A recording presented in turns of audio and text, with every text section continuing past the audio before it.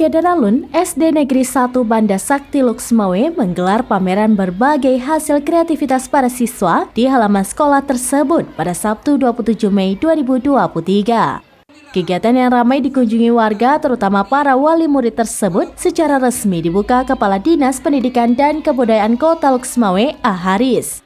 Kegiatan tersebut memamerkan berbagai makanan ringan, minuman, telur bebek asin, asam suntik, dan aksesoris. Semuanya merupakan hasil kerajinan dari para murid, di samping juga adanya penampilan berbagai seni.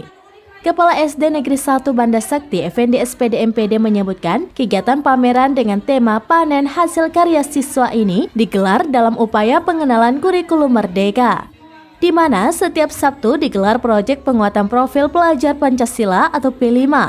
Para murid diajarkan berbagai kreativitas sesuai minat dan bakatnya.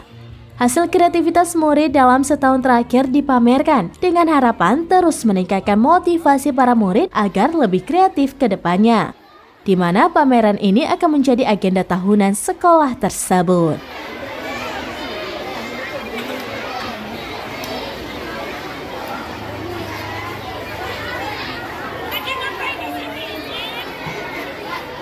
Dari Luxmawe, Saiful Bahri, SerambiNews.com.